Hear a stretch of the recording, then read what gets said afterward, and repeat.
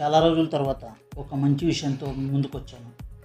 సాధారణంగా ఎవరైనా చనిపోయారు అని తెలిస్తే వాళ్ళ ఇంటికి వెళ్ళి వాళ్ళని ఓదార్చి మనం వెళ్ళిపోతాం. కానీ ఆ చనిపోయిన వ్యక్తికి సంబంధించిన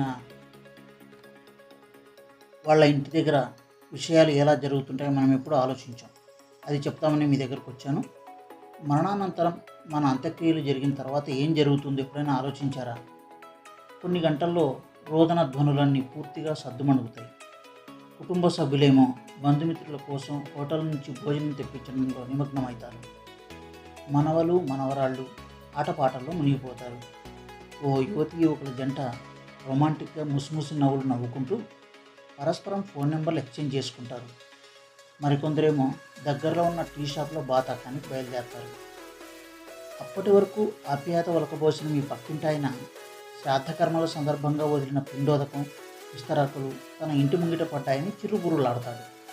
ఈలోగా నీ దగ్గరి బంధువు ఒక ఆయన ఆఫీస్లో సెలవు దొరకని కారణంగా నీ అంత్యక్రియలకు హాజరవ్వలేకపోయాను అని నీ భార్యతో మొక్కుబడిగా వాపోతాడు. మర్నాడు వెళ్ళిపోయిన వాళ్ళు వెళ్ళిపోగా మిగిలిన వాళ్ళలో ఒక ఆయన మధ్యాహ్న భోజనాల్లో ఉప్పు ఎక్కువైందని అలుగుతాడు.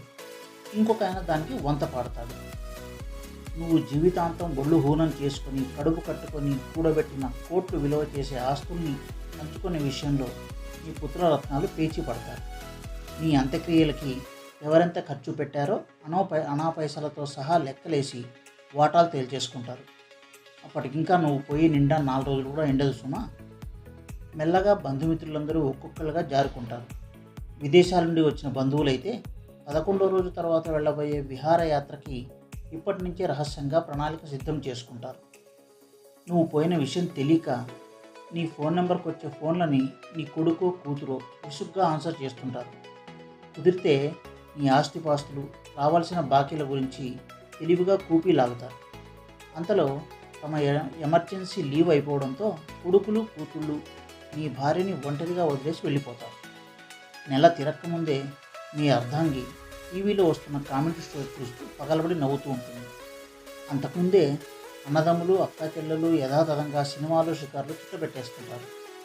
మొత్తంగా ఒక నెలలోపే నీ చుట్టూ ఉన్నవారు నీకు అత్యంత ఆత్మీయులు, నువ్వు లేకుండా బతకలేము అన్నవాళ్ళు అందరూ తమ తమ విధుల్లో ఎంతగా మునిగిపోతారంటే నువ్వనే వ్యక్తి తమ జీవితంలో ఉన్నావనే విషయమే మర్చిపోయేంతగా. ఓ పండుటాకు ఓ మహావృక్షాన్ని నుంచి ఎంత సునాయాసంగా ఎంత వేగంగా రాలిపోతుందో అంతే వేగంగా నీవారు అనుకున్న అందరి స్మృతి పథంలోంచి నువ్వు కనుమరుగైపోతావు. నీ మరణానంతరం కూడా అవే వర్షాలు, అవే రాజకీయాలు, బస్సుల్లో సీటు కోసం అవే తోపులాటలు. పండుగలు ఒకదాని వెంట మరొకటి వస్తూనే ఉంటాయి. సినిమా తారలకి 2, 3, 4 పెళ్ళిళ్ళు జరుగుతూనే ఉంటాయి. నువ్వు ఎంతో ప్రేమగా పెంచుకున్న నీ పెంపుడు కుక్క మరో యజమాన్ని వెతుక్కుంటుంది. అంతలో నీ సంవత్సరికాలు రానే వస్తాయి. నీ పెళ్లి కంటే ఆడంబరంగా జరిగే ఆ తంతును చూసి ఆనందించడానికి నువ్వు ఉండవు కదా. నీ జ్ఞాపకార్థం అతిథులకి పంచబోయే స్టీలు శాల్తీలు అత్యంత తక్కువ ధరకు ఎక్కడ దొరుకుతాయో అన్న విషయంపై కొడుకులు కోడళ్ల మధ్య పెద్ద చర్చే జరుగుతుంది. ఈ కార్యక్రమంతో నీకు ఈ లోకానికి పూర్తిగా సంబంధం తెగిపోయినట్లే. నీ గురించి మాట్లాడుకునేవారు కానీ నిన్ను తలుచుకునేవారు కానీ దాదాపుగా ఉండరు. ఇప్పుడు చెప్పండి, ఇన్నాళ్ళు మీరు పాకులాడింది ఎవరి కోసం, దేనికోసం తెగ హైరాణ పడిపోయావు?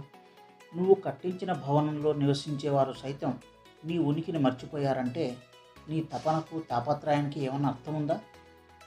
జీవితంలో 35% నీ వాళ్ళు అనుకునే వాళ్ళ కోసం, వారి మెప్పు పొందడం కోసం, వారి భవిష్యత్తు కోసం బతికావు కదా. వాళ్లకు కనీసం నీ గురించి ఆలోచించే తీరికైనా ఉందా? ఇవన్నీ అందరికీ కొద్ది కొద్ది తేడాలతో వర్తిస్తాయి.